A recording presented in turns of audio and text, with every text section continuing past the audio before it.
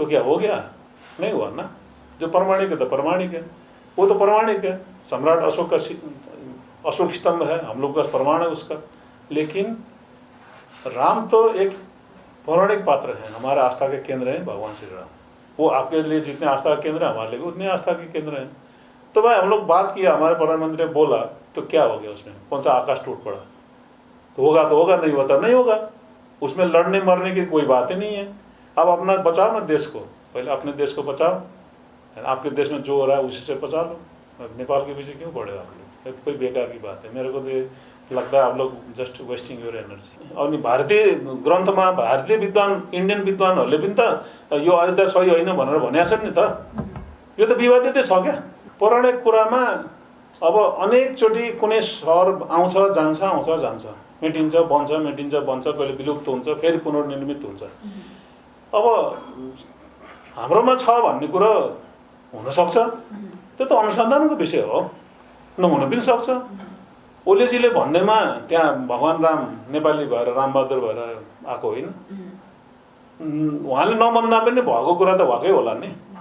त मैले के भन्न खोजेको थिएँ भन्दाखेरि भगवान बुद्धको कुरा प्रमाणिक छ। प्रमाणिक हुँदाहुँदै पनि त इन्डियन प्राइम मिनिस्टर जुन छ मोदी छ, उसले भन्दा त हामी त हाँसेर बस्यौँ नि। हामी त लड्न गएन, पागल त भएन नि हामीहरू। You are watching latest Nepal. स्वामीजी नमस्कार। नमस्कार, स्वागत छ यहाँलाई लेटेस्ट नेपालमा। धन्यवाद। दर्शकबिन, तपाईले स्क्रिनमा देखिसक्नु भएको छ तथागत स्वामीजीलाई। उहाँले केही दिन अगाडि मात्रै हिन्दी भाषामा एकदमै कडा चेतावनी सहित चाहिँ भारतीय मिडियालाई त्यो चुनौती दिनुभएको थियो। यो हिन्दीमै चाहिँ यहाँले किन बोल्न मन लाग्यो? पहिला यसको स्पष्टीकरण चाहियो हामीलाई। होइन, त इन्डियनहरूलाई सुनाएको, त्यसले त नेपाली बुझ्दैनन्। अब हामीले त सांस्कृतिक अतिक्रमण गर्न सकेका छैनौँ। अब इन्डियनहरूको भाषा नेपालीले बुझ्छन्, ती पज्याहरूलाई नि हिन्दी तिनीकै भाषामा सुनाइदिउँ भनेर सुना, त्यस्तो केही पनि छैन होइन। ओके पनि यसलाई हामीले यसरी बुझ्दा हुन्छ, किन हिन्दी बोलेको स्वामीजी जस्तो व्यक्तिले भन्दाखेरि पनि बुझ्ने भाषामा त मान्छेलाई भन्नु पर्यो। उनले त बुझ्नु पर्यो नि, नगर है केटा हो, ठिक हुने छैन भनेर त भन्न त उनकै भाषामा सजिलो होला। नेपाली त बुझ्दैनन् त्यस्तो कुरा। र अब उनीहरूले जुन हामीमाथि, जुन हाम्रो देशका प्रधानमन्त्रीमाथि, अब खैर जे नै होला हाम्रो देशको मामला हो होइन, तर पनि त्यसरी चरित्र हत्या गर्न मिल्छ? एउटा इन्टरनेसनल मिडिया, एउटा राष्ट्रिय, उनीहरूकै देशको राष्ट्रिय मिडिया त हाम्रो देशको युट्युब जतिको पनि भएन के? अब यस्तो रहेछ क्या, के अरे यो कस्तो हुन्छ भन्दाखेरि मेरो गुरुले भन्नुहुन्छ कि मान्छेको मन अनुसारको संसार हुन्छ होइन। कुनै व्यक्तिको भित्र यदि दमित कामना छ भने उसले संसारमा त काम बाहेक केही पनि देख्दैन। यदि उसको भित्र क्रोध छ, हिंसा छ भने उसले त्यो बाहेक केही पनि देख्दैन होइन। त एउटा हाम्रो गीत पनि त छ नि, फुलको आँखा पोले संसार, काँडे संसार भनेर। त इन्डियनहरूको त्यो एउटा स्वभाव छ त होइन, उनीहरूको ठुलो स्वरमा बोल्ने, आफूलाई चाहिँ के छ भन्दाखेरि त्यो नभागाले भएको कुरा देखाउनु खोज्छ क्या, भएको छ भने जस्तो। जस्तो उनीहरू त हजारौँ वर्षको गुलामी झेलेका जात हो, उनीहरूले आफूलाई बडा चाहिँ स्मार्ट देखाउन खोज्छ। अब अति गरेपछि खती हुन्छ नि त, त्यो उनीहरूको अति छ। त्यो कुरालाई सबैले थाहा छ, वर्ल्ड फेमस छ यिनीहरूको लागि कि हल्ला बढी गर्छन् यिनीहरूले। अब हाम्रो प्रधानमन्त्रीज्यूले केही बोल्नु भयो, बोल्दैमा त के हुनेवाला छैन। बोल्नु त उनले नै बोलिरहेको हुन्छ, तर उनीहरूले जुन किसिमले तल झरेर अब हाम्रो चाहिँ चिनिया राजदूत र हाम्रो प्रधानमन्त्रीज्यूको बारेमा जे भने, त्यो चाहिँ अनैतिक मात्रै होइन, त्यो चाहिँ त्यो एकदम उनीहरूले आफ्नो जात देखाएको, तुच्छता देखाएको। मैले त्यसलाई त्यसरी लिइरहेको छु। जस्तो चाहिँ अब कोइलीको बथानमा काग छिरेपछि कागले त कहाँ नै गर्ने हो नि। कोइली जस्तो गीत त गाउँदैन होला, मिठो स्वरमा त भन्दैन होला, त उसले तुरुन्त त्यही गरेछ। मिडिया भनेर नहुँदो रहेछ। र प्रधानमन्त्रीले त्यो समाचार आइसकेपछि फेरि पनि अभिव्यक्ति दिनुभयो।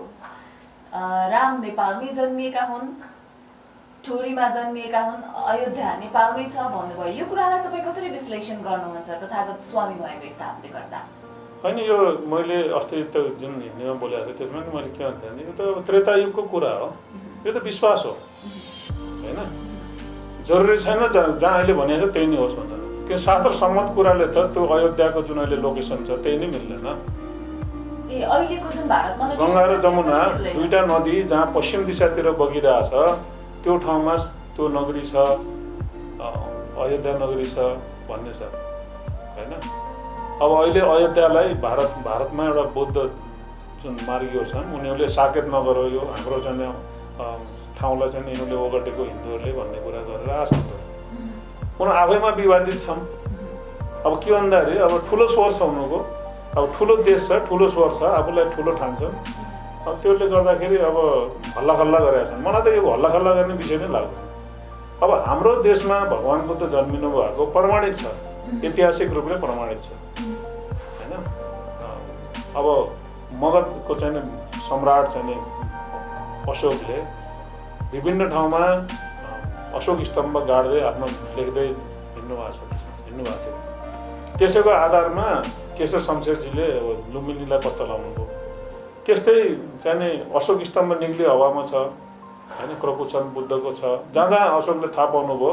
किनकि लुम्बिनीको सेरोफेरोमा 6वटा बुद्ध हुनुभयो। जुन 24वटा बुद्ध परम्परामा 24वटा बुद्ध हुनुभएको। भगवान् गौतम बुद्ध चाहिँ अन्तिम हो।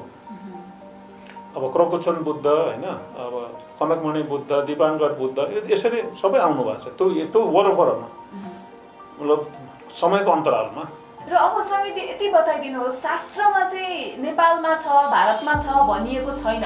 र अहिले जुन पनि लोकेसन भारतमा अयोध्या छ, राम भारतमा जन्मेका हुन् भनेर भारतीयहरूले चाहिँ अब फेरि केपी ओली बौलाए भन्ने टाइपले चाहिँ समाचार सम्प्रेषण गरेका थिए। शास्त्रमा त्यो छैन होइन, क्लियर पारिदिनु त। शास्त्र हजुरले पढ्नु भएको छ होइन, यस्तो छ क्या, मैले त्यही भनिरहेको छु। यो पौराणिक कुराहरू हो।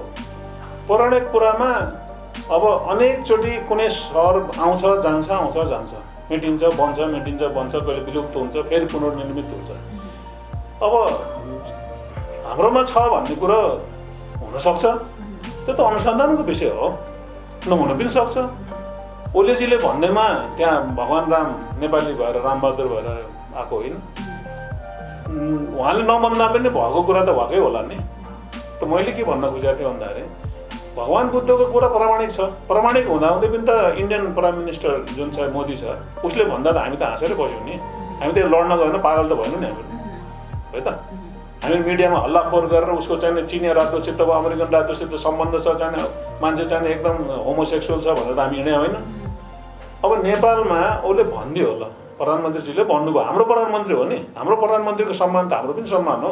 ठिक छ, व्यक्तिगत रूपले हामीले मानौँला नमानौँला, उहाँको सित कतिपय कुरामा हाम्रो ऊ हो, हाम्रो आन्तरिक घरको कुरा हो होइन। अनि अब त्यो इन्डियन चाहिँ त्यो साधु सन्त भनाउँदाहरू अब चाहिँ आएर आन्दोलन गरेर चाहिँ उसलाई हटाउँछ, ए बाबा त्यसले आन्दोलनको हटाउँछ, हामी पनि गर्दैछ चाहिँ प्रधानमन्त्री हटाउँछौँ, यस्ता उल्लु कुरा गरेर हुन्छ? यो त हाम्रो कुरा हो। त हाम्रो पनि आफ्नो कमजोरी छ यसमा कि हामीले आफ्नै प्रधानमन्त्रीको विरोध गरिरहेछौँ।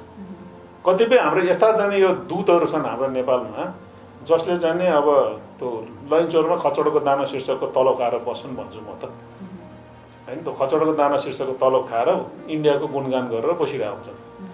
अब उनीहरूलाई आपत्ति छ, उनीहरूको घरकै सम्पत्ति स्वाहा भए जस्तो उनीहरूले चिल्लाउँछ। ए बाबा हाम्रो प्रधानमन्त्रीले भन्नुभयो होइन, त्यो रिसर्च गरौँ न, नभए नहोला, तर भयो भने त भयो नि त, त्यो पनि त हुनसक्छ।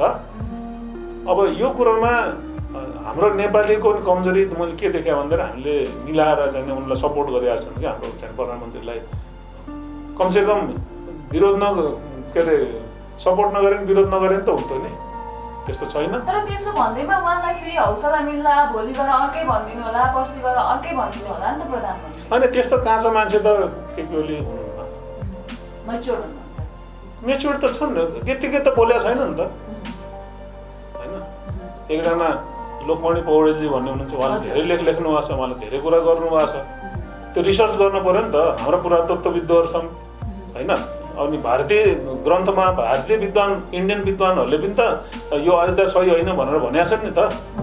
यो त विवादितै छ क्या, भनेपछि यो विषय नै विवादित हो। विवादित हो यो त, किनकि प्रमाणित कुरा छैन। अब हाम्रो हिन्दूहरूको चाहिँ वैदिक सनातन एउटा परम्परा के रह्यो भन्दा हामीले इतिहास लेखेका छैनौँ क्या, हाम्रो इतिहास लेख्ने परम्परै भएन।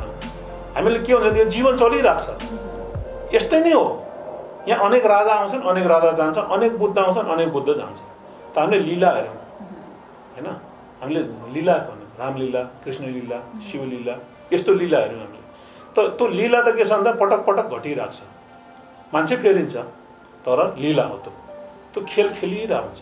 कोही आउँछन् राक्षस आउँछन् होइन, हामी केही समय माओवादीहरू थिए, आए जङ्गलमा पसे, मान्छे मारे, लडाइँ भयो, अब त्यो जिते हारे आफ्नो ठाउँमा छ। इतिहास भने त जित्नेको हुने हो।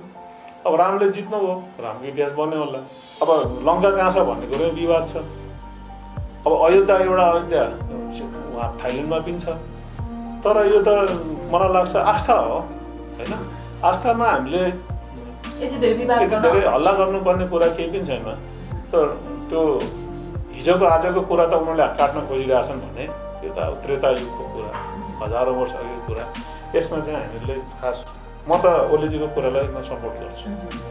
र अब यहाँले हिन्दीमै आज थोरै चाहिँ भारतीयहरूले सायद इङ्ग्लिस भन्दा हिन्दी नै राम्रो बुझ्छन् होला होइन, जो सर्वसाधारण छन् उनीहरूले पनि कस्तो कस्तो कमेन्ट गरिरहेको हुन्छ। त्यहाँका मन्त्री ओली अनि मिडिया र साधुहरूलाई हिन्दीमा थोरै केही बताइदिनुहोस् न यहाँले। होइन अब के हो भन्दाखेरि अब हिन्दी भन्दा त अब यो भारतीय मित्रहरूलाई इन्डियनहरूलाई सुनाउने कुरा हो कि हमारे प्रधानमंत्री के कहने पर से ही कोई हड़कंप मचाने का कोई आवश्यकता नहीं है। आपके प्रधानमंत्री ने भी तो कहा था कि भगवान बुद्ध का जन्म इंडिया पे हुआ है, तो क्या हो गया? नहीं हुआ ना। जो प्रमाणिक है तो प्रमाणिक है, वो तो प्रमाणिक है। सम्राट अशोक का अशोक स्तंभ है, हम लोग का प्रमाण है उसका। लेकिन राम तो एक पौराणिक पात्र है, हमारा आस्था के केंद्र है भगवान श्री राम। वो आपके लिए जितने आस्था के केंद्र है हमारे लिए उतने आस्था के केंद्र हैं। तो भाई हम लोग बात किया, हमारे प्रधानमंत्री ने बोला, तो क्या हो गया उसमें? कौन सा आकाश टूट पड़ा? तो होगा, नहीं होता नहीं होगा। उसमें लड़ने मरने की कोई बात ही नहीं है। अब अपना बचाओ ना देश को, पहले अपने देश को बचाओ। आपके देश में जो हो रहा है उसी से बचा लो। नेपाल के पीछे क्यों पड़े आप लोग? कोई बेकार की बात है। मेरे को तो लगता है आप लोग जस्ट वेस्टिंग योर एनर्जी। पक्कै पनि धन्यवाद यहाँलाई यो सम्झाइको लागि। पक्कै पनि उहाँहरू समक्ष यो मेसेज पुग्नेछ भनेर हामी आशा गरौँ।